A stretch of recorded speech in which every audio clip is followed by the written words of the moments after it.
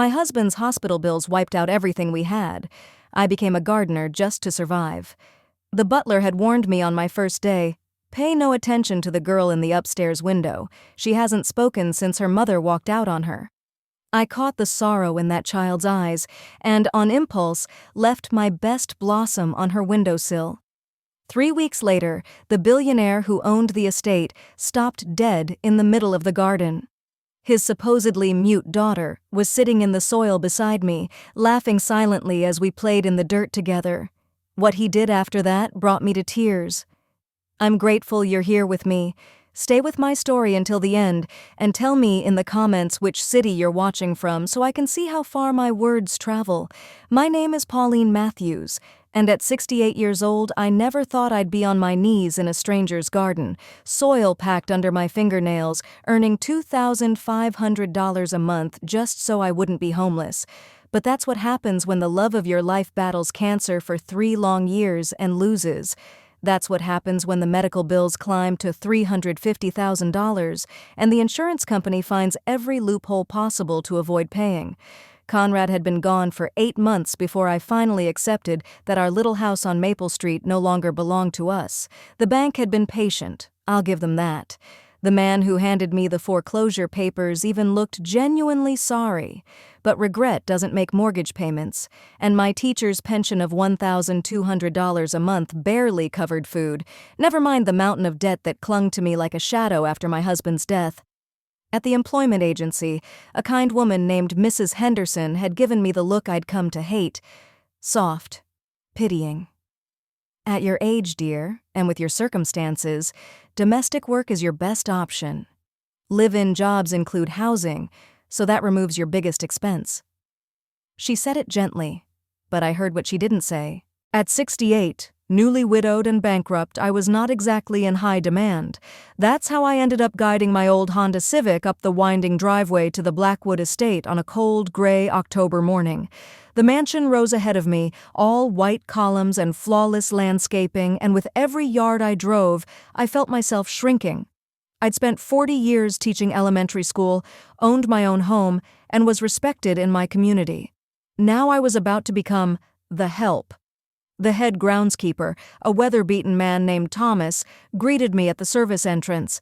He looked me over like someone who'd seen too many desperate souls pass through. "You're the new gardener," he said. It wasn't a question. "Mrs. Henderson said you have experience." I only nodded, afraid my voice would betray me. Calling it experience was generous. I'd had a backyard garden that Conrad and I tended for 37 years. We grew tomatoes and roses, even took home a few county fair ribbons. But this was different. This wasn't a hobby. This was survival. "Come on," Thomas said, leading me along a stone path that probably cost more than I'd made in a year. The Blackwoods are very private people. The main family lives in the house, of course. Mr. Richard Blackwood owns several tech companies, very successful. His wife, Victoria, well, she's very particular about everything being done just right. And then there's the little girl, Sophie. She's 7. He stopped at a fork in the path, and his expression softened a fraction. "The butler, Mr. Carlyle, will give you the full rundown, but I'll tell you something now because it matters. See that window up there? Second floor, the bay window with the blue cushions." I followed his gaze. In the large window, I could make out a small, still figure watching the gardens below. "That's Sophie's room," he said. "She sits there most of the day, just looking out. She's been like that for 3 years now, ever since her mother left. Hasn't spoken since. Not a single word. The doctors call it selective mutism, trauma-related. Mrs. Blackwood has tried everything. Therapists, specialists, even thought about sending her to a residential clinic." My chest tightened. I'd taught enough children to recognize deep hurt, the kind that changes something fundamental inside them. "The thing is," Thomas went on, lowering his voice, "Mr. Carlyle and I, we have an understanding with the family. We don't interact with Sophie. Mrs. Blackwood says it's better that way, less confusion for the child, so you'll see her now and then, but you're to keep your distance, understood?" I wanted to protest, to say that isolation never heals a wounded child, but I needed this job. I needed the small room in the servants' quarters, the regular meals, the chance to begin again. so I simply nodded. Mr. Carlyle, the butler, looked exactly like someone born to serve in a house like this, tall, immaculate, with a stiff dignity, polished by years in wealthy homes. He led me through a warren of service corridors to my room, a tiny but tidy space tucked under the eaves, with a window overlooking the back gardens. Your responsibilities include maintaining the formal gardens, the rose beds, and the greenhouse, he said in clipped professional tones. Mrs. Blackwood is hosting a garden party in 6 weeks for her charity foundation, so everything must be flawless. The family keeps early hours. Breakfast is at 7 o'clock, lunch at 1 o'clock, and dinner at 7 o'clock, he continued. You'll take your meals in the kitchen with the rest of the staff. Sundays are your half days, but you're expected to remain on the property. As he turned to go, he hesitated. And Pauline? May I call you Pauline? About the little girl? It truly is better for everyone if you maintain proper boundaries. The child has endured enough upheaval. When he left, I sat down on the narrow bed and looked around my new room. 4 walls, a small dresser, a single window over the gardens. It wasn't much, but it was mine, for as long as I could hold on to this job. I unpacked my few belongings, sensible clothes, my gardening tools, and a small wooden box that held everything I considered truly precious. Inside were my wedding ring, which I still wore, a photo of Conrad and me on our honeymoon, and the little notebook where I'd recorded the history of our garden, what flourished, what failed, what delighted us, and what disappointed us. At the very bottom, wrapped carefully in tissue paper, was my greatest treasure, the seeds from the rose I'd developed in our backyard. Conrad and I had spent 5 years cross-pollinating and selecting until we created something unique, a deep red rose with the toughness to survive harsh winters and a fragrance that could perfume an entire yard. I'd planned to name it Conrad's Memory and enter it into competitions. Now it felt like it was all I had left of the life we built together. The next morning, I began working in earnest. I had to admit, the Blackwood gardens were stunning, acres of clipped hedges, flower beds that looked straight out of glossy magazines, and a greenhouse better equipped than many professional nurseries. And yet there was a chill to it all, something overly staged, too perfect, like a museum display instead of a place where people actually lived. I was pruning the rose beds near the house when I felt someone watching me. I looked up and saw Sophie at her window, her small face pale against the glass. She couldn't have weighed more than 50 pounds, thin, all sharp angles and enormous dark eyes. Her hair was as dark as her father's, but it was her expression that caught me. There was an ancient sort of sadness there, the kind no 7-year-old should have to carry. Our eyes met for only a moment before she slipped back into the shadows of her room. But that brief connection stirred something inside me I thought had died. The teacher in me, perhaps, the part that had always gravitated toward the quiet children who wore their pain like a secret. That evening, after I finished my rounds in the greenhouse, I made a decision that would change everything. I took one of the Conrad's memory seeds from my wooden box and planted it in a small pot with soil I'd mixed carefully with compost and nutrients. It was a risk.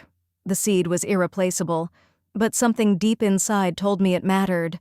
For 2 weeks, I tended that little pot in secret, keeping it in a corner of the greenhouse the family rarely visited. I watched for any sign of green the way Conrad and I always had, holding my breath, hoping. When the first tiny shoot finally broke through the soil, a faint, fragile green against the dark earth, I felt a flicker of something I hadn't felt in a long time. Hope. The plant grew quickly, stronger than I'd expected in this environment. Within a month, it had become a small but sturdy bush, and by early November, it produced its first bloom. The flower was perfect, deep red petals with just a trace of pink along the edges, and a fragrance that was rich and layered. Conrad would have been so proud. That's when I made the choice that set everything in motion. On a crisp November morning, while the household was occupied with one of Mrs. Blackwood's charity breakfasts, I took that precious rose, the first and only bloom of Conrad's memory, and carried it upstairs. I placed it gently on Sophie's windowsill in a small glass vase I'd found in the greenhouse. I didn't knock. I didn't try to catch her eye. I simply set it down and walked away. But as I rounded the corner of the house, I couldn't help myself. I looked back. Sophie was at the window, her small hands pressed against the glass, staring at the rose with an expression I couldn't quite decipher. For a split second, our eyes met again, and this time she didn't disappear. 3 weeks later, on a morning when the first snow was dusting the immaculate gardens, I was working near the back of the property when I heard something that made my heart stop. A small voice, barely louder than a breath, somewhere behind me. "Play with me." I turned slowly. There she was, Sophie, standing at the edge of the formal garden in her little coat and boots, holding my rose as if it were made of spun glass. She was looking straight at me, and though her voice was soft, her words were clear. "Play with me," she said again, this time with a hint of desperation in her tone. I froze in the thin November light, pruning shears hanging uselessly from my hand, staring at this fragile child who had just spoken for the first time in 3 years. Sophie clutched the rose against her chest like a lifeline, her dark eyes locked onto mine with an intensity that took my breath away. "Play with me," she repeated. I realized she was shaking, not from the cold, but from the immense effort it had taken to break her silence. Every instinct I had screamed at me to run to her, to pull her into my arms and assure her that yes, of course, I would play with her. But Thomas's warning rang in my ears, Mr. Carlyle's strict orders about boundaries. I glanced toward the house, half expecting to see Mrs. Blackwood watching from a window, ready to dismiss me on the spot. "Sophie," I said gently, bending down to her level, "that's a very special flower you're holding. Do you like it?" She nodded solemnly, fingers tightening around the vase. Up close, I could see how frail she really was.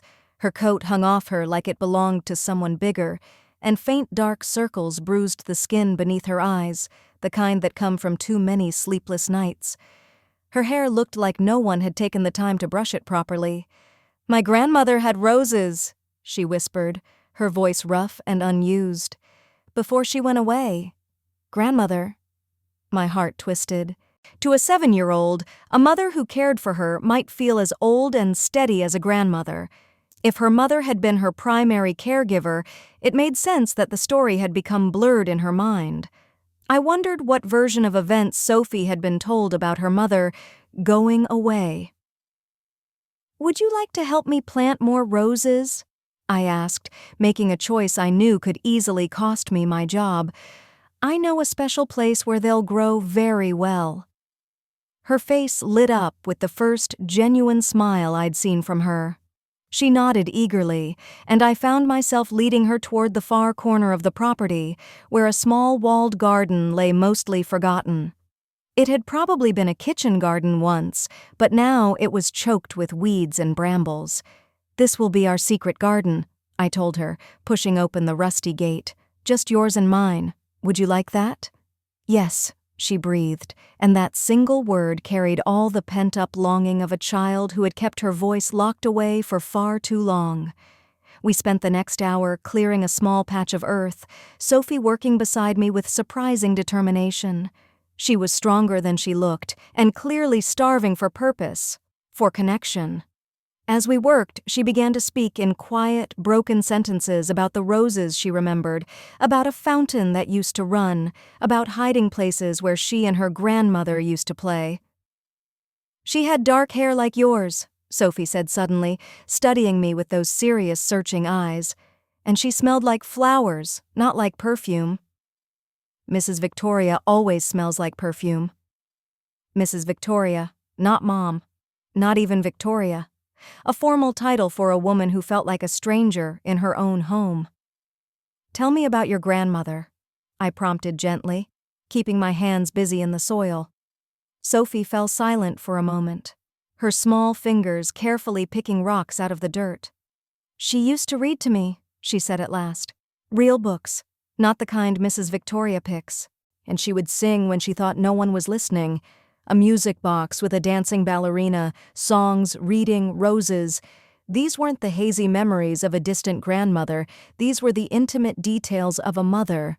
I was sure of it now. The real question was what had actually happened to her, and why Sophie had been led to call her grandmother. "Do you miss her?" I asked. Her hands stopped moving. When she looked up at me, her eyes shimmered with unshed tears. "She promised she'd come back," Sophie whispered. "She said she would never really leave me, but Mrs. Victoria says she was lying, that she got tired of taking care of me and wanted to go have adventures instead." My hands tightened around the weeds I was pulling. What kind of adult tells a child her mother abandoned her because she was too much trouble? I forced my voice to stay calm. "Sometimes grown-ups have to go away even when they don't want to," I said softly. "It doesn't mean they stopped loving us." Sophie nodded slowly, as if this was an idea she'd been struggling with for a long time. "That's what I think too. But Mrs. Victoria gets angry when I say that. She says I'm being silly and that I need to accept reality." We worked in a gentle silence after that, and I caught myself studying this extraordinary little girl who had been carrying such a heavy emotional load all by herself. There was a keen intelligence in her eyes that reminded me of my brightest students, the ones who noticed more than adults realized, who understood the world in ways that were both impressive and heartbreaking. When we finished preparing the small plot, I had Sophie help me plant 3 more seeds from my precious stash. As we worked, I taught her about preparing soil, giving plants room to grow, the patience gardening demands. "When will they bloom?" she asked, carefully patting the last bit of soil over a seed. "If we take good care of them, we should see flowers by next summer," I told her. "But gardens teach us patience. Good things take time."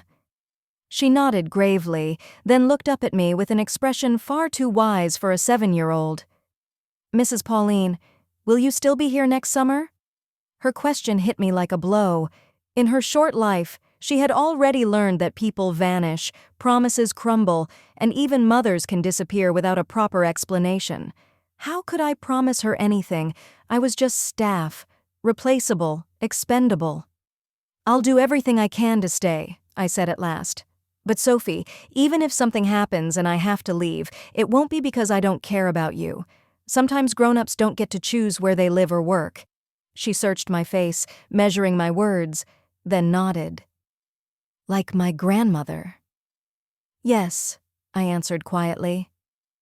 "Like your grandmother." We continued meeting like this over the next few weeks, always in our secret garden, always when the family was busy elsewhere.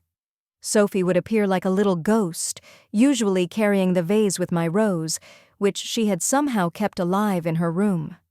We worked side by side, planting and tending, and slowly she began to open up more. She told me about the tutor Mrs. Victoria had hired, a stern woman who believed children should be seen and not heard. She told me about the therapists who peppered her with questions about why she wouldn't talk, never realizing she simply had nothing she wanted to say to them. She told me about lying awake at night, listening to arguments between her father and Mrs. Victoria, words she didn't fully understand, but tones she recognized all too well. "Daddy works a lot," she said one afternoon while we watered our tiny seedlings. "He's always in his office or traveling. Mrs. Victoria says he's very important and has important things to do." "What about you?" I asked. "Are you important too?" She looked genuinely startled, as if no one had ever asked her that before. "I don't know," she said softly. "Mrs. Victoria says I'm difficult. She says if I would just try harder to be normal, everyone would be happier." Normal. As if there were something wrong with a 7-year-old who had lost her mother and responded by going silent. As if trauma were a choice, a flaw in her character, instead of a natural reaction to unbearable loss. "Sophie," I said carefully, choosing every word, "you're not difficult. You're a little girl who's been through something very sad, and you're doing the best you can. That's all any of us can do." She was quiet for a moment, then said, "Mrs. Victoria wants to send me away to a special school. I heard her talking to Daddy about it. She says I need professional help and that it's not fair to expect her to deal with a child who won't respond to normal parenting." My blood ran cold. A special school. An institution. I'd met too many children over the years who'd been sent away when they became inconvenient, labeled, medicated, and filed under problem instead of treated like human beings who needed patience and love. "When did you hear this?" I asked, forcing my voice to sound casual. "Last week," she said. "They were in Daddy's office after dinner. Mrs. Victoria was crying and saying she's tried everything, but I make her nervous and she can't bond with me the way she should. She said maybe if I was somewhere with people who specialize in troubled children, I might finally start talking to the right people." Troubled children. As if choosing to talk to a kind gardener instead of a cold stepmother were some sort of clinical symptom. "And what did your daddy say?" I asked. Sophie's expression darkened. "He said he'd think about it. He always says he'll think about it when Mrs. Victoria wants something, but he usually does what she wants in the end." That night, I lay awake in my narrow bed, staring at the ceiling and trying to figure out what to do with what Sophie had told me. She clearly wasn't getting the emotional support she needed in that house. And now they were talking about sending her away. Every part of me that had spent decades as a teacher howled in protest at the thought of this sensitive child being shipped off to an institution simply because she was inconvenient. But what power did I have? I was just the gardener, a woman earning $2,500 a month and a small room in exchange for making someone else's world look beautiful. I had no authority, no legal rights, no money, no influence. The next morning, while I was working in the greenhouse, I heard voices drifting out from the main house that made me stop mid-task. Mrs. Victoria was on the phone, her voice sharp and insistent. "No, Dr. Martinez, I don't think outpatient therapy is working," she said. "She's been seeing specialists for 3 years with no real progress, and now she's started showing new concerning behaviors.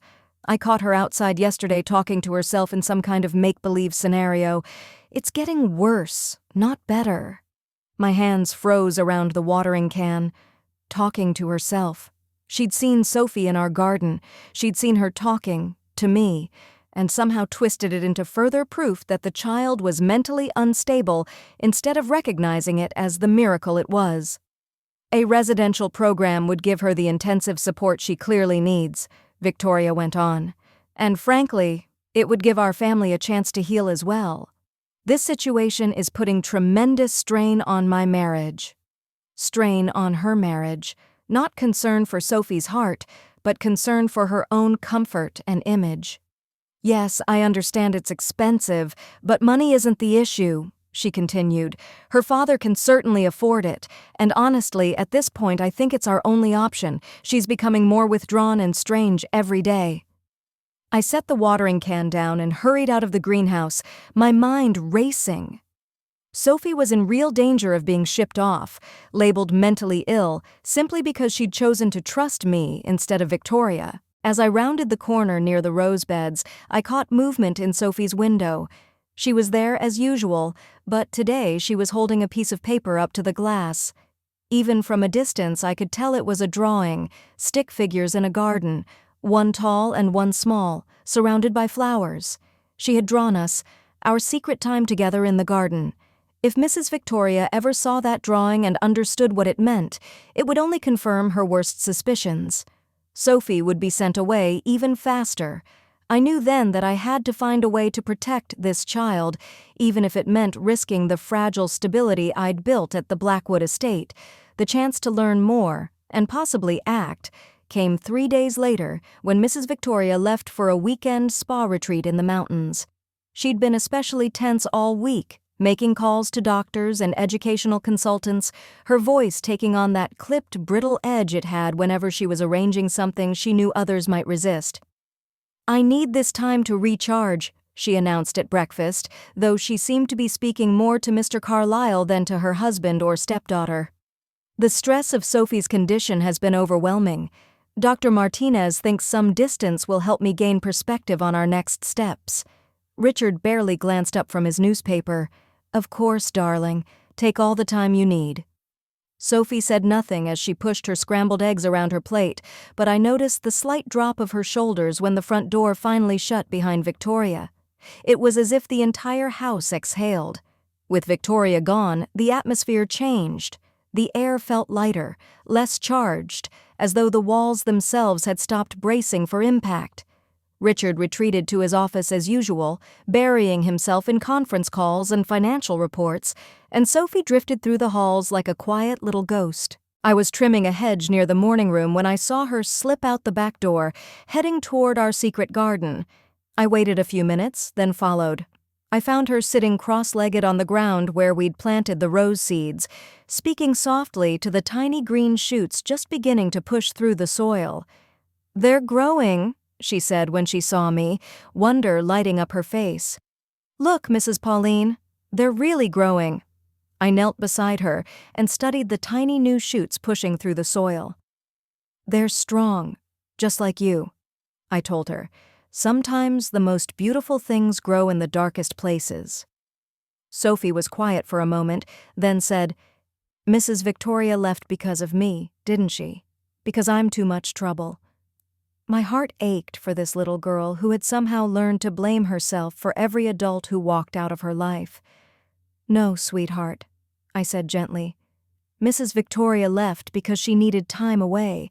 That's about her, not about you." "But she wants to send me away too," Sophie replied matter-of-factly. "I heard her talking to Daddy again last night. She found a school in Switzerland that helps children like me." Switzerland. The word alone made my blood run cold.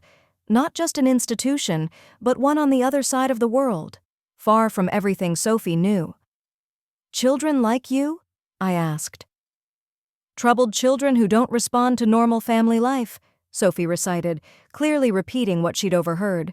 "She says maybe if I'm around other broken children, I'll learn how to be normal."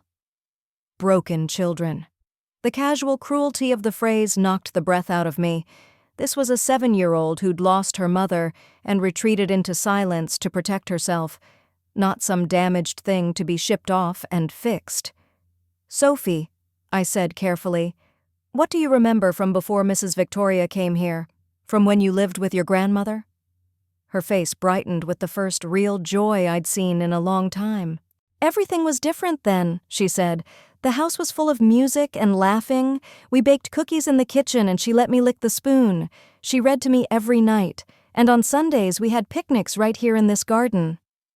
"This garden?" I asked, glancing around at the neat, controlled beds. "Oh yes," she said, motioning around us. "There were flowers everywhere, and vegetables, and a little pond with fish. Grandmother said it was our special place where we could be ourselves without worrying about being perfect." The world she described was nothing like the sterile, rigid environment I'd come to know. Once, this had been a home where a child was allowed to be a child, where messes and laughter weren't treated like sins. "What changed?" I asked softly. Sophie's expression turned solemn. "Grandmother got sick, really sick. She would cry sometimes when she thought I wasn't watching, and she got thinner and thinner. The doctors came a lot, and there were always quiet talks in the hallway.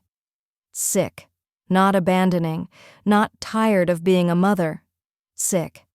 And then Mrs. Victoria came," she went on. "At first she was just Daddy's friend. She visited sometimes, and she was very nice to me when Grandmother was having bad days. She brought me presents and told me stories about all the places she'd been. But after—" Her voice trailed off and tears gathered in her eyes. "After what, sweetheart?" I prompted gently. "After the funeral," she whispered. "After Grandmother went to heaven. Mrs. Victoria moved in to take care of us, but she said I was too old for the kind of babying Grandmother gave me. She said I needed to be more independent, more mature." A funeral. So Sophie's mother figure had died, and Victoria had stepped into that grief and positioned herself as the answer to Richard's single-parent problem. But something still didn't add up. Why was Sophie calling this woman grandmother? "Sophie," I said carefully, "when you say grandmother, you mean your daddy's mother, right? His mom who lived here with you?" She frowned at me like I'd said something silly. "No, silly. I mean my grandmother, Sarah. She was my mama's mama. She took care of me when Mama couldn't anymore." The world seemed to shift under my feet. Sophie's maternal grandmother had stepped in when her mother couldn't care for her. That grandmother had died. Victoria had married Richard, becoming Sophie's stepmother. So what had really happened to Sophie's actual mother? "Where is your mama now, Sophie?" I asked quietly. Her little face crumpled. "Mrs. Victoria says she went away because she got tired of being responsible," Sophie said. "She says Mama was too young when she had me, and when grandmother got sick, she saw a chance to escape and took it. She says some people aren't meant to be parents." But there was something in Sophie's voice, some small note of doubt, that told me she didn't truly believe that story any more than I did. "What do you think happened to your mama?" I asked. She looked around carefully, as if making sure no one else could hear, then leaned closer. "I think Mrs. Victoria is lying," she whispered. "I found something in the attic that I'm not supposed to have." That evening, after dinner service was finished and the house had gone quiet, Sophie appeared at my door. It was highly irregular. Staff and family weren't supposed to cross into each other's living spaces, but one look at her face told me this mattered. "Mrs. Pauline," she whispered, "will you come with me? I want to show you something, but I'm scared to go alone." I glanced down the hallway. Richard was shut away in his office, no doubt working late as usual. The other staff had retired to their rooms. It seemed safe enough. Sophie led me up the main staircase, past the family bedrooms, to a narrow door I'd somehow never noticed. She pulled a small key from her pocket. "Grandmother gave me this before she got too sick," she explained. "She said it opened the door to our memories, and that someday, when I was ready, I should look at what's inside." The attic was dusty and dim, crammed with the sort of things wealthy families collect over generations: furniture draped in sheets, boxes of books, old paintings. But Sophie walked straight to a corner where a trunk sat beneath a small window. "It's all here," she said, lifting the lid. "Everything about my real mama." Inside the trunk was a treasure chest of memories, photo albums overflowing with images of a young woman who looked like Sophie grown up, the same dark hair, the same sharp, thoughtful eyes, the same delicate features. There were pictures of her graduating from college, marrying Richard, glowing while pregnant, and beaming as she held baby Sophie in her arms. "This is your mama," I said quietly. Sophie nodded. "Her name was Elena," she whispered. "Grandmother told me she was the most beautiful person inside and out, and that she loved me more than anything in the whole world." I turned the pages slowly, watching Elena's life unfold. There she was laughing with Richard, painting in a sunlit studio, teaching Sophie to walk, to read, to dig in the dirt. Then, slowly, the photos thinned out, appearing less and less. "What happened to her, Sophie?" "What really happened?" I asked. Sophie pulled a manila folder from the bottom of the trunk. Inside were medical reports, legal papers, and newspaper clippings. My heart lurched as I read the headlines. "Local artist dies in car accident. Young mother killed in highway collision." Elena Blackwood, 26, died instantly when her vehicle collided with a drunk driver on Highway 91. She is survived by her husband, Richard, and daughter, Sophie, age 4. Sophie hadn't been abandoned. Her mother had been killed when Sophie was only 4. But then, why didn't she remember it that way? Why did she believe her grandmother had always been the one raising her? The answer was buried in the medical records beneath the clippings. After Elena's death, Sophie had been hospitalized with severe trauma and depression. She had stopped talking, stopped eating, what the doctors described as a complete psychological collapse. Richard, drowning in his own grief, couldn't cope with his daughter's condition. That was when Elena's mother, Sarah, stepped in. She moved into the Blackwood home, took over Sophie's daily care, and spent 2 years slowly, patiently helping her granddaughter recover from losing her mother. In Sophie's mind, those became her safest, happiest memories, the time when grandmother Sarah made her feel protected and loved again. Then Sarah herself was diagnosed with pancreatic cancer. The records showed that she fought it for 8 months before dying when Sophie was 6. Sophie had lost her mother and then her grandmother in just 2 years. No wonder her voice had shut down again. "Sophie," I asked gently, "do you remember your mama at all? Your real mama, Elena?" She was silent for a long time, her little fingers tracing the outline of one of the photographs. "Sometimes I dream about her," she said at last. "In the dreams she's singing to me and braiding my hair. But Mrs. Victoria says those are just fantasies, that I'm remembering movies or stories grandmother told me." Victoria hadn't just stepped into the role of caregiver, she had been carefully erasing Elena from Sophie's mind.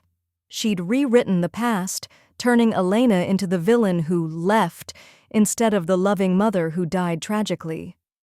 "Why would Mrs. Victoria tell you your mama abandoned you?" I asked quietly. "When she actually died." Sophie lifted her tear-filled eyes to mine, wise beyond her years. "Because Mrs. Victoria wants to be my only mama," she said.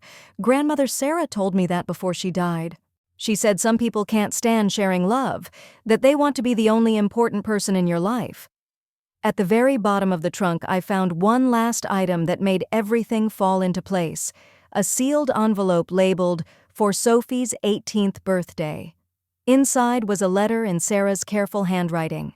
"My dearest Sophie," it began. "If you are reading this, then I am gone, and you are finally old enough to understand the truth about your family. Your mother, Elena, was the most loving person I ever knew, and she died protecting that love. She was driving home from buying you a birthday present when the accident happened. She had planned a surprise party for your 5th birthday, with a princess cake and a pony ride in the back garden." I stopped reading aloud as Sophie began to sob quietly beside me.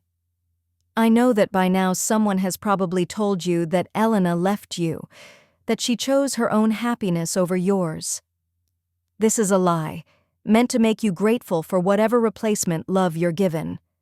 Your mother died loving you with every fiber of her being, and her last words were your name." The letter went on to describe Elena's dreams for her daughter, her hopes for Sophie's education, her future, her happiness. She wrote about wanting Sophie to remember her not with crushing sadness, but with warmth and pride. Most importantly, the letter ended with, "Never let anyone convince you that you are difficult, broken, or unworthy of love. Your mother fought for you every day of her life, and I fought for you every day of mine. Now, my sweet girl, you must learn to fight for yourself." Sophie looked up at me, tears streaming down her cheeks. "So my mama didn't leave me?" "No, sweetheart," I said, wrapping my arms around her. "Your mama loved you so much she died trying to come home to you, and your grandmother Sarah loved you enough to spend her last years making sure you knew how precious you are." "Then why does Mrs. Victoria want to send me away?" she whispered. I held her even tighter, a fierce, unfamiliar rage rising in my chest. "Because some people can't stand sharing love," I said quietly, "even with a little girl who deserves to be loved more than anyone." Sitting there in the dusty attic, surrounded by the truth of Sophie's real family, the photos, the records, her grandmother's letter, I made a decision that would change both of our lives. Victoria might have the legal authority to decide Sophie's future, but she had no moral right to rewrite this child's identity or ship her off to some institution. Sophie had a history, a name, a mother and grandmother who had adored her. She had a right to know who she really was and to fight for herself, just as they had fought for her. And I was going to make sure she got that chance. The only problem was figuring out how to do it without losing the one position that allowed me to stay close enough to protect her. Victoria returned from her spa retreat like a storm blowing in off the ocean, charged, dark, and ready to break. The entire mood of the house shifted the moment her car rolled into the circular drive on Monday morning. Even the staff seemed to feel it, moving more quietly, speaking less, keeping their eyes down. I was in the greenhouse checking the seedlings I'd started for the spring beds when Mr. Carlyle appeared in the doorway. His usually composed face carried a small trace of worry that instantly made my stomach knot. "Mrs. Blackwood would like to see you in the morning room," he said formally. "At once." The morning room belonged to Victoria. Pale yellow silk wallpaper, delicate antiques, fragile little tables that looked like they would break under the weight of a teacup, the sort of space that made someone like me afraid to breathe too hard. Victoria stood with her back to me, staring out over the gardens, her shoulders rigid with contained anger. "Close the door, Pauline," she said without turning. I did as she asked, feeling my heart begin to pound. Something in her voice told me this confrontation had been brewing long before she ever left for the mountains. "How long have you been talking to Sophie?" The question was like a scalpel, sharp, direct, no padding around it, no pleasantries, no soft let-in. She'd had time to think this through at that spa, to gather information and plan exactly how she wanted this conversation to go. "I'm not sure what you mean, Mrs. Blackwood," I replied carefully. She turned then, and the look in her eyes made my blood run cold. It wasn't simple anger, it was something far more dangerous, cold, measured, strategic. "Don't lie to me," she said, her voice low and deadly. "I've been observing, I've been asking questions." She walked to the small writing desk in the corner and picked up a manila folder. "Mrs. Henderson at the employment agency was very helpful," she went on. "She told me all about your situation. The dead husband, the crushing medical debt, the foreclosure. Quite tragic, really. A woman your age reduced to manual labor just to keep a roof over her head." My mouth went dry. She hadn't just checked my references, she'd dissected my life, catalogued my vulnerabilities. "She also mentioned how grateful you were for this position," Victoria continued, "how you said you'd do anything to keep it. I found that particularly interesting, considering your recent boundary issues." She opened the folder and pulled out several photographs. My heart seemed to stop as I recognized them. Me and Sophie in our secret garden, kneeling in the dirt, laughing, working together. Someone had been watching us, documenting every moment. "Thomas has been very observant," Victoria said, noting my reaction. "I asked him to keep an eye on the family's welfare while I was away. You can imagine my surprise when he reported that the new gardener was engaging in unauthorized interactions with my stepdaughter. Thomas, the same man who had warned me not to get involved with Sophie, who had seemed so concerned about boundaries. All along, he had been reporting directly to Victoria. "Mrs. Blackwood," I began, but she sliced through my words with a sharp motion. "Do you have any idea what you've done?" she demanded, her voice rising. "Sophie has been making progress with her therapist, finally starting to accept her new family structure, and then you arrive, with your flowers and your grandmother routine, and suddenly she's talking again, but only to you. Do you understand how that undermines everything we've been trying to accomplish? Progress. As if persuading a grieving child that her mother had abandoned her counted as healing. I never intended to interfere with Sophie's treatment," I said, keeping my tone as calm as I could. "I was only trying to be kind to a lonely child." Victoria laughed, a short, joyless sound. "Kind. How noble," she replied. "But kindness from the wrong person can be incredibly destructive, Pauline. Sophie doesn't need a replacement grandmother feeding her fantasies and delusions. She needs to learn how to bond with her actual family." Fantasies and delusions.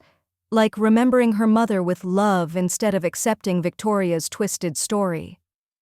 "Sophie is a remarkable child," I said, my courage finally solidifying. "She's bright, sensitive, and capable of so much more than—" "Than what?" Victoria snapped. "Than what I'm giving her?"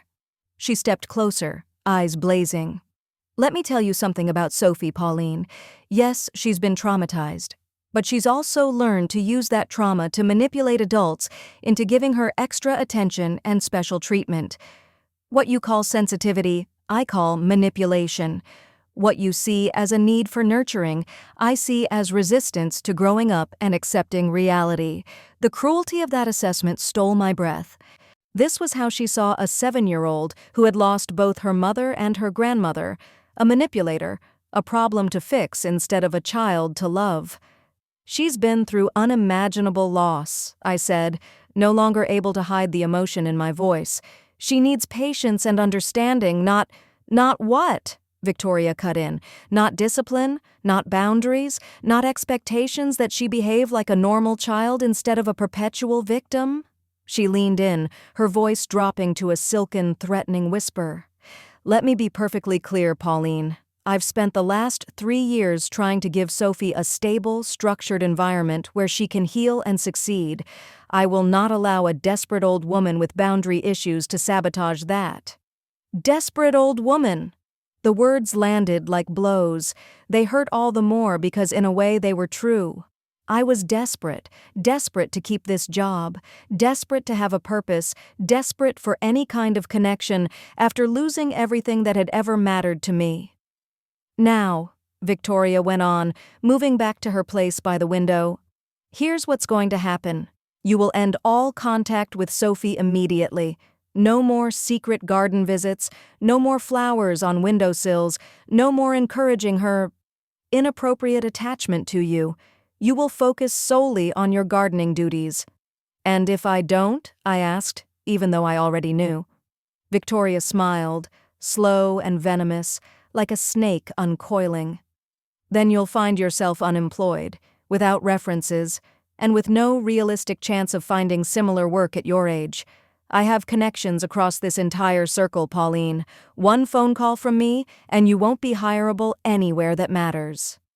The threat was crystal clear and terrifyingly believable. In the small, tightly knit world of wealthy families and domestic staff, Victoria's opinion would spread quickly and stick. She could end whatever fragile stability I'd managed to claw back.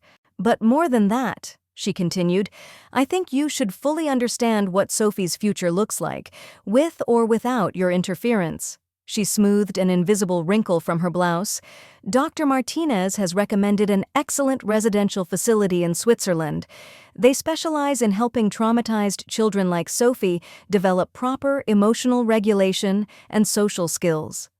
My heart stopped. You're still planning to send her away? I whispered. I'm planning to get her the help she clearly needs, Victoria replied smoothly. Help she cannot receive in an environment where well-meaning but unqualified people encourage her to retreat into fantasy instead of facing reality. She's not retreating into fantasy, I protested. She's a little girl who's found someone who listens to her, who treats her with respect, with indulgence, with reinforcement of her delusions about the past. Victoria cut in. You are enabling her refusal to bond with her actual family. She fixed me with a cold stare. Do you know what Sophie told Dr. Martinez last week? She said she'd found a new grandmother who understands her better than anyone in her real family. She said this new grandmother makes her feel safe in a way she hasn't felt since the old grandmother died. The way she said old grandmother told me exactly who she meant. Sarah, Elena's mother. Sophie's attachment to me, to Victoria, was nothing more than evidence of pathology. Dr. Martinez was quite concerned, she continued. He said it suggests Sophie still can't distinguish between appropriate and inappropriate relationships, that she's seeking parental figures outside her family unit rather than learning to accept the love and guidance available to her here. Or, I said, anger finally burning through my fear, maybe she's seeking connection outside her family because she doesn't feel truly accepted inside it. Victoria's expression went glacial. Excuse me? I knew I was stepping over a line that could cost me everything, but I couldn't swallow the words back now. This woman was about to send a grieving child across an ocean based on twisted interpretations of normal, desperate longing. Sophie is a bright, loving child who has survived unimaginable loss, I said, my voice steadier than I felt. She doesn't need to be shipped off to an institution. She needs to live in a home where she feels valued and understood. And you believe you understand her better than her own family? Victoria asked softly, dangerously. I think I understand what it feels like to lose everything you love and have to start over, I replied.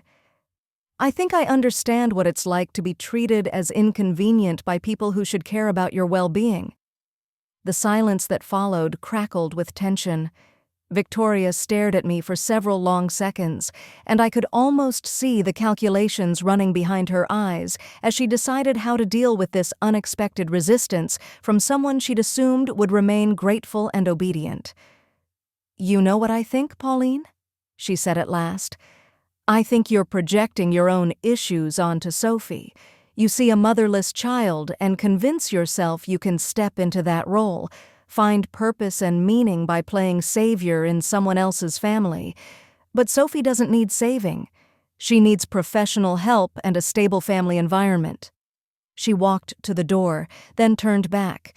You have 24 hours to decide whether you want to keep this job or continue interfering with Sophie's treatment. If I see you speaking to her, if I catch you encouraging her fantasies about the past, if you give her so much as a flower, I will have you removed from this property immediately." "And Sophie?" I asked, my voice barely above a whisper. "What happens to her?" Victoria's smile was pure triumph. "Sophie will be enrolled at the Meadowbrook Institute in Switzerland within the month. It's a lovely facility, very structured, very therapeutic. She'll learn to interact appropriately with authority figures and form healthy attachments with qualified professionals rather than random staff members." She paused with her hand on the doorknob. "Oh, and Pauline, in case you're thinking of running to Richard with any of this, you should know he's already signed the preliminary enrollment papers. He agrees Sophie needs more intensive help than we can provide here, especially given her recent regression into inappropriate behaviors." Richard had already agreed. Sophie's fate was essentially sealed, and there was nothing, on paper, legally, that I could do to stop it. Nothing, that is, unless I was willing to risk everything I had left in a fight I had almost no chance of winning. After Victoria left, I stayed in the morning room, my hands trembling, the silk wallpaper and fragile furniture blurring around me. In just 24 hours, I would have to choose between my own survival and Sophie's.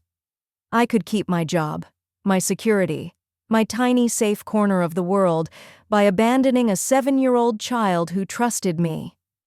Or I could fight for her and lose everything, my position, my room, any hope of ever finding similar work again. But as I sat there, I kept seeing Sophie's face when she showed me those photos of her mother, the awe in her voice when she spoke about Elena's love. I remembered her small hands gently tending our rose seedlings, her whispered confessions about lying awake at night, listening to arguments about her future. And I realized there are some things that are worth losing everything for. The real question was whether I had the courage to risk it all for a child who wasn't even mine. I didn't sleep that night. I lay in my narrow bed under the eaves, staring at the ceiling, wrestling with a choice that would shape not just my life, but Sophie's. Outside my window, storm clouds gathered, mirroring the turmoil inside me. By morning, I knew what I had to do. I found Sophie where she almost always was, in the bay window of her room, still in her nightgown, staring out at the rain-soaked gardens. She looked smaller than ever, fragile, as if she could somehow sense that something in her already shaky world was about to shift again. I tapped gently on her bedroom door, fully aware I was breaking every rule Victoria had laid down and risking everything I had here. Sophie turned, and when she saw me, her face lit up with a smile that nearly broke my heart. "Mrs. Pauline," she whispered, glancing nervously toward the hallway. "Mrs. Victoria said I'm not supposed to talk to you anymore." "I know, sweetheart," I said softly, stepping into the room and closing the door behind me. "That's why I need to talk to you now, before things change." Her expression tightened with worry. "Are you leaving?" The simple question hit me like a punch. In 7 short years, everyone she had ever loved had left her. First her mother, then her grandmother, and now, quite possibly me, courtesy of Victoria's scheming. How could I explain to a child that sometimes fighting for someone means risking your chance to stay with them? "Sophie," I said, kneeling so our eyes were level, "I need you to understand something very important. No matter what happens, no matter what anyone says to you, you are not broken. You are not difficult. You are not a problem that needs to be fixed." Her eyes filled with tears. "But Mrs. Victoria says—" "Mrs. Victoria is wrong," I cut in gently but firmly. "She's telling you things that aren't true because it makes her feel better about the choices she's making. But you deserve to know who you really are." I reached into my apron pocket and pulled out the small photograph I'd taken from the attic. Elena holding baby Sophie, both of them glowing with joy and love. "This is your mama, Sophie. Your real mama, Elena. She didn't leave because she stopped loving you. She died in a car accident when you were 4 years old, and her last words were your name." Sophie took the picture with trembling hands, staring at Elena's face like someone starving given their first real meal. "I remember her," she whispered. "I remember her singing to me." "Those aren't fantasies or dreams," I told her. "Those are real memories of a mother who loved you with everything she had, and your grandmother Sarah loved you too. She fought for you until the very end." "Then why does Mrs. Victoria want to send me away?" I took a deep breath, knowing that what I was about to say would cross a line I could never uncross. "Because some people can't stand sharing love," I said quietly. "Because she wants to be the only important person in your daddy's life, and you remind him every day that he had a different life before her, a life where Elena was the center of his world." Sophie studied the photograph for a long moment, then looked up at me with those wise, dark eyes that had already seen far too much. "What's going to happen to me?" she asked. Before I could answer, the bedroom door flew open. Victoria stood there in her silk robe, her face twisted with a fury she didn't bother to hide. "What the hell do you think you're doing?" she hissed, stepping into the room like a predator cornering its prey. Sophie shrank back against the window seat, clutching the photo to her chest. I rose slowly, putting myself between Victoria and the child. "I'm telling Sophie the truth about her family," I said, my voice steadier than I felt. Victoria's gaze dropped to the photograph in Sophie's hands, and something dangerous flashed in her eyes. "Give me that!" she snapped, thrusting out her hand. "That belongs in the attic with the rest of the past." "No," Sophie said. Her voice was small, but there was steel in it. "It's my mama." "Your mama abandoned you," Victoria spat, her composure cracking at last.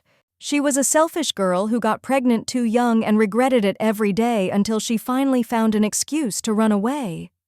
"That's not true," Sophie whispered. But Victoria wasn't finished. "She left you crying in your crib while she went out to parties. She complained constantly about how having a baby ruined her life. She was planning to leave your father and take half his money when that accident happened, an accident that was probably her own fault since she was always driving recklessly when she was upset." Each lie was delivered with brutal precision, aimed straight at whatever healing had begun inside Sophie. I watched her face crumple as Victoria's poison sank in, shattering the fragile hope we had just started to rebuild. "Stop it!" I said, my voice cutting through the room sharper than I'd ever heard it. "She's just a child." "She's a disturbed child who needs to learn to live in reality instead of fairy tales," Victoria snapped back. "And you're a delusional old woman who's been stuffing her head with romantic nonsense about a mother who never wanted her." That was the moment something inside Sophie seemed to break free. She rose from the window seat, still clutching Elena's photograph, and for the first time since I'd known her, she spoke at full volume. "You're lying." The words rang through the room like a bell, clear, strong, unshakable. Victoria actually recoiled, stunned by the force of Sophie's voice. "You're lying about my mama," Sophie went on, her voice growing steadier, stronger with every word. "And you're lying about Mrs. Pauline being bad for me. She's the only person in this house who treats me like I matter." "Sophie, you need to calm down," Victoria said, but for the first time there was uncertainty in her tone. "I won't calm down," Sophie said, and in her defiance I heard echoes of Elena, the strength of a woman who had loved fiercely and refused to back down. "I remember my mama. I remember her reading to me and singing to me and telling me she loved me more than all the stars in the sky. She didn't leave me. She died trying to come home to me." Victoria had gone pale. This was no longer the silent, broken child she'd controlled for 3 years. This was a little girl who had reclaimed her voice and was using it to fight back. "And I know you want to send me away," Sophie continued, tears streaming down her cheeks but her tone unwavering. "I heard you talking to the doctors about the school in Switzerland. You think I'm too much trouble and you want me gone so you can have Daddy all to yourself." "That's not," Victoria began, but Sophie cut her off. Mrs. Pauline is the only person who's nice to me. She listens to me and teaches me things and makes me feel like maybe I'm not broken. But you want to take her away from me too, just like you took away all of Mama's pictures and Grandmother Sarah's music box and everything that helped me remember. I used to be happy. Her words hung in the air like smoke after an explosion, thick, undeniable, impossible to ignore or erase. Victoria glanced between Sophie and me, and I could practically see her scrambling, trying to figure out how to wrest control back from a situation that had slipped completely out of her hands. "Sophie," she said finally, her voice switching to a silky, soothing tone that felt entirely false. "You're upset and confused. Mrs. Pauline has been telling you stories that aren't true, filling your head with—" "She told me the truth," Sophie shouted. "She showed me the newspaper articles about Mama's accident and Grandmother Sarah's letters. I know what really happened, and I know you've been lying to me about everything." Victoria's face went bloodless. The careful story she'd spent 3 years constructing, the version where Elena was the selfish deserter and she was the noble rescuer, had just been torn apart by a 7-year-old armed with evidence. "Where did you get newspaper articles?" Victoria asked, her voice dangerously soft now. "From the attic," Sophie said proudly. "From Grandmother Sarah's trunk that you said was just old junk, but it's not junk. It's my family's real story." Footsteps in the hallway made all 3 of us go still. Richard appeared in the doorway, still in pajamas and robe, hair mussed from sleep. He glanced around the room, taking in Victoria's white, furious face, my stance between them, and Sophie clutching the photo, and confusion washed over his features. "What's going on?" he asked. "I heard shouting." Victoria moved toward him at once, sliding into her familiar role of the concerned, put-upon stepmother. "Richard, darling, I'm so sorry we woke you," she began. "I found Mrs. Pauline in Sophie's room, showing her inappropriate materials and upsetting her with stories about—" "Daddy, look!" Sophie interrupted, her voice carrying cleanly across the room. She held up the photograph of Elena, and I watched Richard's face shift. Shock, pain, longing, and something that looked very much like guilt. "Sophie," he said quietly, "where did you get that?" "From Mama's trunk in the attic," she answered, walking toward him with a confidence I'd never seen her show him before. "Mrs. Pauline helped me understand that Mama didn't leave me. She died in a car accident, didn't she, Daddy? She died trying to come home to me." Richard's composure shattered. The powerful CEO, the man who commanded boardrooms and signed million-dollar contracts, disappeared, and what remained was just a father standing in front of his hurting child. "Yes," he whispered, his voice breaking. "Yes, sweetheart, she died trying to come home to you. She was buying you a birthday present when it happened." "I knew it," Sophie said, her voice filled with a mix of triumph and grief. "I knew Mrs. Victoria was lying when she said Mama got tired of me." Richard's eyes snapped to Victoria, and for the first time, I saw him really see her. Not as the cure for his loneliness, not as the woman who'd stepped in when he was drowning, but as the person who had systematically erased his first wife and poisoned his daughter's memories. "Victoria," he said, his tone tight and controlled, "we need to talk." But Victoria wasn't ready to surrender the version of reality she had curated so carefully. "Richard, you have to understand," she said quickly, closing the distance between them. "I was trying to help Sophie move on.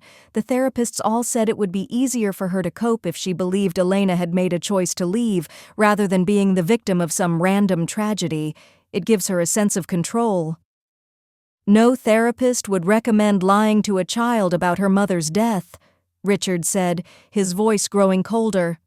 "And Mrs. Victoria wants to send me away," Sophie added, as if she knew this might be her only real chance to be heard. "I could keep my job, my tiny pocket of security, my little safe corner in the world, by turning my back on a 7-year-old girl who trusted me. Or I could fight for her and lose everything, my position, my room, any chance of ever being hired by a similar household again. But as I sat there, I kept seeing Sophie's face when she showed me the photos of her mother, hearing the wonder in her voice when she spoke about Elena's love. I remembered her small hands gently tending our rose seedlings, her whispered confessions about lying awake at night, listening to arguments about her future. And I realized there are some things you're supposed to be willing to lose everything for. The real question was whether I had the courage to do it, for a child who wasn't even mine. I didn't sleep that night. I lay in my little bed under the eaves, staring at the ceiling, wrestling with a choice that would decide not only my future, but Sophie's. Outside, storm clouds gathered, matching the turmoil in my chest. By morning, I knew what I was going to do.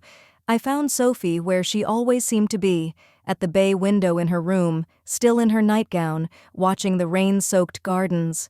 She looked even smaller, as if she could feel that something in her shaky world was about to shift again. I knocked softly on her door, fully aware that I was breaking every rule Victoria had laid down and putting everything I had at risk. Sophie turned, and when she saw me, her face lit up with a smile that nearly broke me. "Mrs. Pauline," she whispered, glancing nervously toward the hallway. "Mrs. Victoria said I'm not supposed to talk to you anymore." "I know, sweetheart," I said quietly, stepping inside and closing the door behind me. "That's why I need to talk to you now, before things change." Her smile faded into worry. "Are you leaving?" The question hit like a punch. In her short life, everyone she'd loved had left, first her mother, then her grandmother, and now, thanks to Victoria's scheming, I might be next. How do you explain to a 7-year-old that sometimes loving someone means risking your ability to stay? "Sophie," I said, kneeling so that we were eye to eye, "I need you to understand something very important. No matter what happens, no matter what anyone says, you are not broken. You are not difficult. You are not a problem that needs to be fixed." Her eyes filled with tears.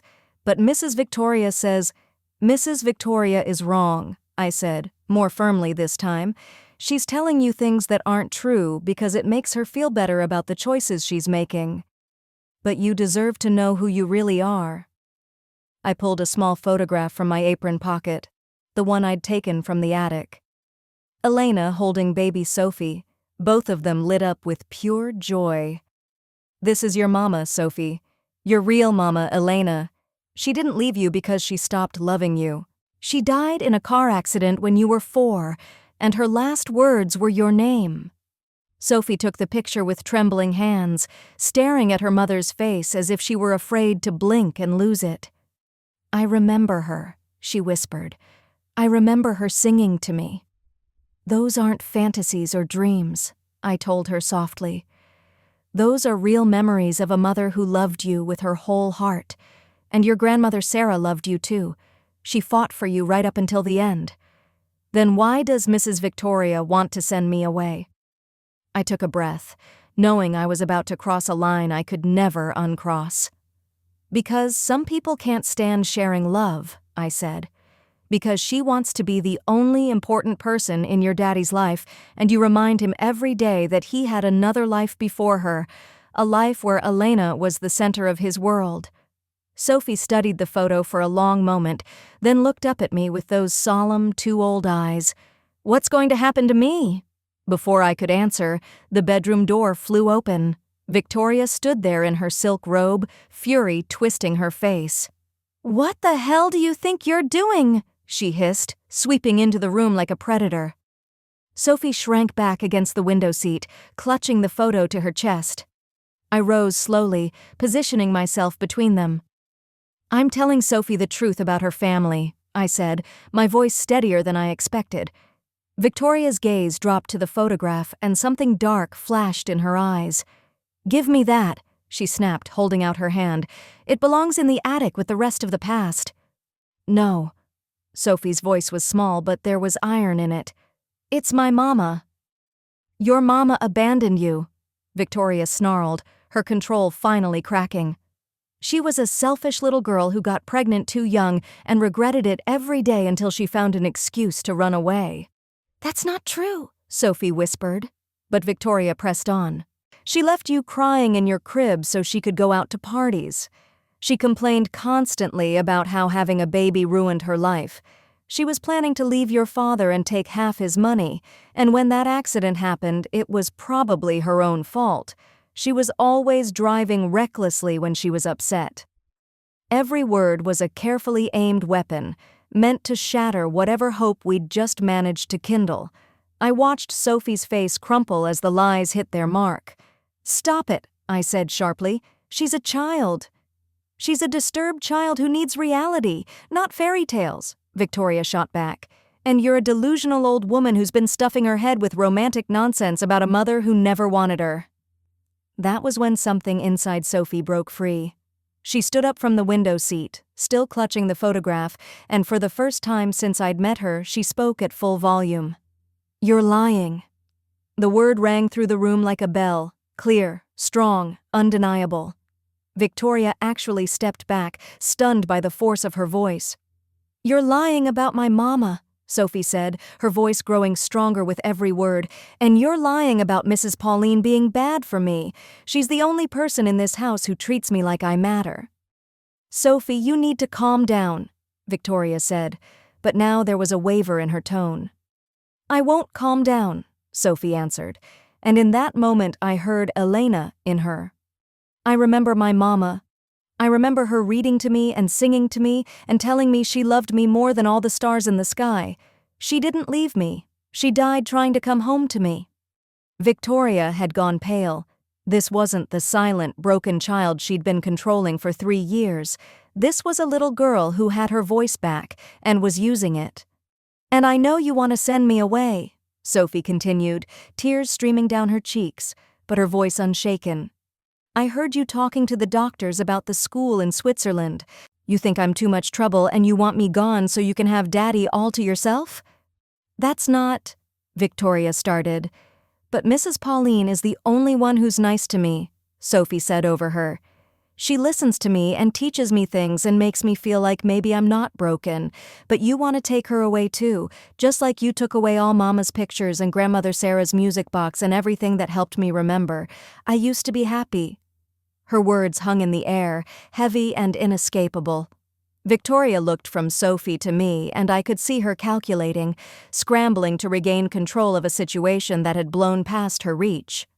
"Sophie," she said, switching to a falsely soothing tone, "you're upset and confused. Mrs. Pauline has been filling your head with stories that aren't—" "She told me the truth," Sophie shouted. "She showed me the newspaper articles about Mama's accident and Grandmother Sarah's letters. I know what really happened, and I know you've been lying to me about everything." The color drained from Victoria's face. The tidy narrative she'd built, Elena the deserter, Victoria the savior, had just been torn apart by a 7-year-old with evidence. "Where did you get newspaper articles?" she asked, her voice dangerously quiet. "From the attic," Sophie said proudly. "From Grandmother Sarah's trunk that you said was just old junk. But it's not junk. It's my family's real story." Footsteps sounded in the hallway. All 3 of us froze. Richard appeared in the doorway, still in his robe and pajamas, hair mussed. He took in Victoria's white-faced fury, my stance, Sophie clutching the photo, and confusion cut across his features. "What's going on?" he asked. "I heard shouting." Victoria was instantly in motion, sliding into the role of concerned stepmother. "Richard, darling, I'm so sorry we woke you," she said quickly. "I found Mrs. Pauline in Sophie's room, showing her inappropriate things and upsetting her with stories about, 'Daddy, look!'" Sophie's voice cut cleanly through Victoria's. She held up the photo of Elena, and I watched Richard's face cycle through shock, pain, longing, and something very close to guilt. "Sophie," he said softly, "where did you get that?" "From Mama's trunk in the attic," she said, walking toward him with more confidence than I'd ever seen her show. "Mrs. Pauline helped me understand that Mama didn't leave me. She died in a car accident, didn't she? She died trying to come home to me." Richard's composure broke. The powerful CEO disappeared, and in his place was just a father looking at his child. "Yes," he whispered, his voice catching. "Yes, sweetheart. She died trying to come home to you. She was buying you a birthday present when it happened." "I knew it," Sophie said, both triumphant and heartbroken. I knew Mrs. Victoria was lying when she said Mama got tired of me. Richard's gaze swung to Victoria, and for the first time I saw him really see her. Not as his rescue from grief, but as the woman who'd rewritten his daughter's history. Victoria, he said, voice controlled but icy, we need to talk. She still wasn't ready to give up. Richard, you have to understand, she began quickly. I was trying to help Sophie move on. The therapists said it can be easier to process if she believes Elena chose to leave, instead of being the victim of random tragedy. It gives her some sense of control. No therapist would ever suggest lying to a child about how her mother died, Richard said, his voice turning colder still. And Mrs. Victoria wants to send me away, Sophie added, as if she knew this might be her only chance. To a school in Switzerland where I'll have to live with strangers who don't know anything about Mama or Grandmother Sarah or our garden. Richard turned to stare at Victoria. What is she talking about? The Meadowbrook Institute, Victoria said quickly. We discussed this, Richard. Dr. Martinez recommended residential treatment for Sophie's attachment issues, and I never agreed to send Sophie to Switzerland. Richard cut in, his voice rising. I agreed to consider additional therapy, not to ship my daughter to another continent. You signed the preliminary papers, Victoria protested.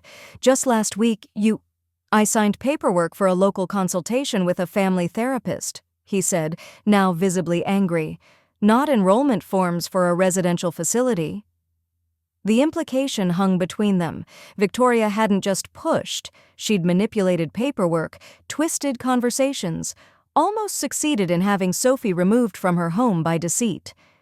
Sophie, still clutching the photo, looked up at her father with hopeful eyes. Daddy, can Mrs. Pauline stay? She asked. She's teaching me about gardens, and she listens to me, and she helped me remember that I used to be happy. Richard looked at me then. Really looked, as if seeing me for the first time since I'd arrived at the estate. Is what Sophie's saying about the trunk true? He asked. Yes, I said quietly. Elena's mother kept everything. Photos, medical records, newspaper clippings, letters. Sophie had a right to know the truth, and Victoria told her Elena had abandoned her. Among other things, I added, glancing at Victoria's increasingly panicked expression. Richard was silent for a long moment, absorbing the damage that had been done to his daughter in the name of helping her. When he finally spoke, his voice was deadly calm. Victoria, I think you should pack your things. 6 months later, I stood in what had once been Victoria's morning room, now transformed into a warm, lived-in space where Sophie did her homework, and I planned the seasonal garden rotations. The pale yellow silk walls were gone, replaced with rich, earthy tones. The delicate antiques had been swapped for sturdy, comfortable furniture that welcomed a child instead of warning her away. Sophie sat at the big oak table we'd chosen together, carefully sketching designs for the memorial garden we were creating in Elena's honor. At 8 years old, she'd grown 3 inches and gained 12 pounds. Her face had softened into the healthy roundness of a child who feels secure. More importantly, she hardly stopped talking. 3 years of stolen silence were pouring out of her now in questions, stories, observations, and the endless chatter of a curious mind finally allowed to breathe. Grandma Pauline, she said, looking up from her drawing. She'd started calling me that a few months ago. Do you think Mama would like the fountain we're planning? I want the water to sound happy, not sad. I think your Mama would love anything that makes you happy, I said, sitting beside her to study her sketch. She'd inherited Elena's artist's eye. The plans were beautiful and practical. Winding paths, quiet seating areas, flower beds arranged so something would always be blooming, always fragrant. The change in this house hadn't been quick or simple. After Richard told Victoria to leave, a demand that turned into a 3-month legal battle, Sophie went through what her new therapist called delayed grief. Years of bottled-up feelings came flooding out: rage, sorrow, confusion, fear. There were nights of nightmares, days of tantrums, and moments when she slipped back into near silence. But there were also victories. the day she shyly asked if she could call me Grandma Pauline instead of Mrs. Pauline. The afternoon she found a music box in Elena's trunk and spent hours learning how to wind it and dance to its thin, tinkling song. The evening she climbed into my lap during a thunderstorm and whispered, "I'm scared, but I'm not alone anymore." Richard changed too. The busy, distant father gave way to a man determined to truly know the daughter Elena had died trying to protect. He rearranged his work schedule so he could be home for dinner every night. He learned how to braid Sophie's hair the way Elena used to. He started reading her the same stories mentioned in Sarah's letters. "How did this happen?" he asked me one night, about 2 months after Victoria left.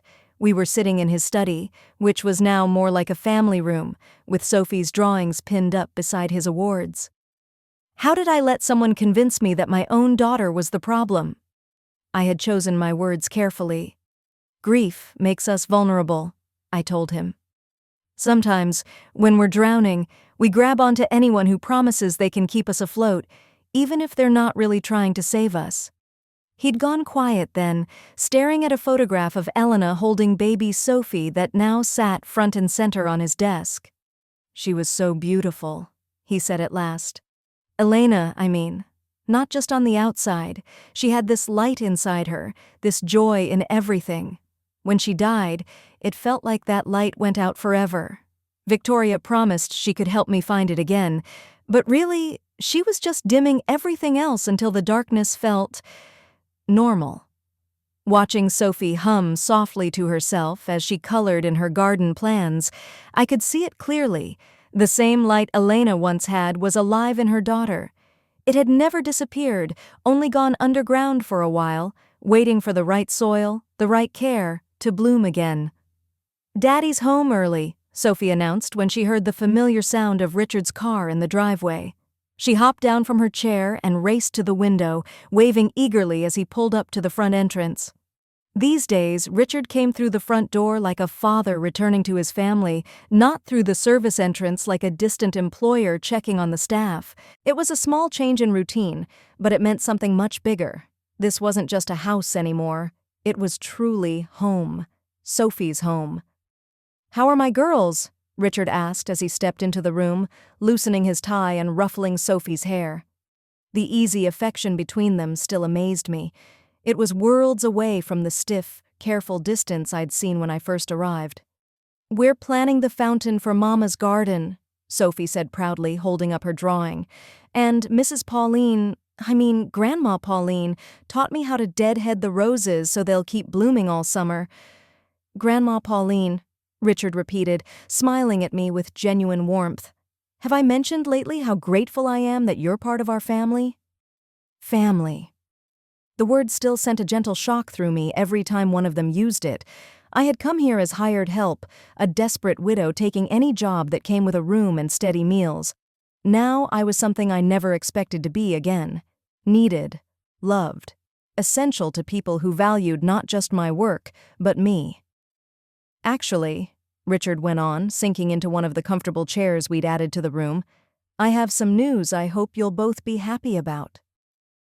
Sophie immediately climbed into his lap, a simple gesture that had once been all but forbidden, and now felt as natural as breathing. "What kind of news?" she asked. "The kind that comes in official envelopes from lawyers," Richard said, pulling a document from his briefcase. "Pauline, I've been working with my attorney to formalize your place here. You're no longer, technically, an employee." I felt my breath hitch. "What do you mean?" He said, his voice taking on a more formal tone. "I've set up a trust to provide your housing, health care, and a generous monthly stipend for the rest of your life. In return, you've agreed to be Sophie's companion, tutor, and guardian, with full legal authority to make decisions about her welfare if anything ever happens to me." The papers trembled in my hands as I tried to make sense of what he was saying. It was more than a job. It was security, stability, a legal promise that no one would be able to tear Sophie and me apart in the future. "Why?" I whispered, overwhelmed. Richard's expression sobered. "Because Sophie almost lost everything that mattered to her when Victoria tried to erase Elena and send her away," he said quietly. Because I nearly lost my daughter by trusting someone who saw her as a problem instead of a gift. Because you fought for her when I was too blind, or too broken, to see what was going on." He tightened his arms around Sophie as he spoke, as if he still needed to reassure himself that she was really there, safe and loved. "And because Elena would have wanted this," he added softly. "She would have wanted Sophie to have a grandmother figure who adores her, who keeps her memories alive, who helps her grow into the incredible person she's meant to be. You gave Sophie back her voice, her confidence, her sense that she belongs in this world. I can't ever truly repay that. But I can make sure you never have to worry about losing each other again." I wiped at my eyes, thinking of everything that had led me to this moment. The devastating loss of Conrad, the medical bills that swallowed our home, the humiliation of starting over as a live-in gardener, the risk I'd taken defying Victoria for the sake of a child who wasn't mine by blood, but had become mine in every way that mattered. "There's something else," Richard said then, his tone lightening. "Sophie has a request." Sophie wiggled in his lap, suddenly shy but determined. "Grandma Pauline," she began, using the name that still made my heart flutter. "Would you help me plant Mama's roses in the memorial garden? I want to use the seeds from Conrad's memory, the ones you brought from your old house." Conrad's memory, the rose Conrad and I had created together, the one I thought I'd lost along with our home. I'd brought just a few precious seeds with me and planted one as a silent offering to a lonely little girl in a window. Now that same child wanted to use those roses to honor her own mother. "I think," I said, my voice thick with emotion, "that Conrad would be honored to have his roses growing in Elena's garden. And I think your mama would love knowing that something beautiful came from all of our losses." Sophie's face lit up. She slid down from her father's lap and threw her arms around me, squeezing with all the strength of her 8-year-old heart. "I love you, Grandma Pauline," she whispered into my shoulder. "Thank you for helping me remember how to be happy." As I held this precious child, who had saved me just as much as I'd saved her, I thought about the strange way life weaves itself together. Threads of loss and hope, endings and beginnings, family lost and family found. I had come to the Blackwood estate as a broken woman with nothing left to lose. I was staying as a grandmother, a guardian, a loved and needed part of a family that had been shattered but was slowly stitching itself back together. That evening, the three of us worked side by side in the memorial garden, planting Conrad's memory roses into the soil that would carry on Elena's legacy. I could almost feel the presence of the people we'd lost and the quiet promise of the life we were creating together. Sophie chattered nonstop as she dug and planted, her voice a bright stream of questions, observations, and plans for the future. Richard listened with the attention of a father who has learned never to take his daughter's words for granted. And I sank my hands into the rich earth, feeling the deep satisfaction of knowing that some wounds, given time, care, and love, can become the very foundation of something more beautiful than what came before. The roses would bloom next summer, hardy, fragrant, enduring, like the new family we had pieced together out of the broken remnants of our old lives, like the love that had grown from something as small as leaving a single flower on a lonely child's windowsill, like the courage Sophie had found to speak her truth and claim her place in the world. As the sun set over the gardens I now tended not as an employee but as family, I finally understood that some gifts arrive disguised as losses. And some families are built not from blood, but from choice, determination, and the radical act of seeing a child's worth when others have decided she's expendable. Sophie would grow up knowing she was loved, knowing her mother's real story, knowing she had a grandmother who would fight for her future no matter what tried to stand in the way. And I would grow old, knowing that my own heartbreak had led me to a second chance at family, an opportunity to nurture, protect, and guide a remarkable little girl into the woman her mother once dreamed she could become. It was, I thought, as Sophie's laughter floated across the garden, the most beautiful ending I could have imagined. "Now I'm curious about you, the one who stayed with me through this story. What would you have done in my place?" Have you ever lived through something even a little bit similar? Tell me in the comments. I'd love to read your story too. And while you're here, on the final screen, I'm leaving you with 2 more of our channel's favorite stories. Click on them. They'll definitely surprise you. Thank you for watching until the end.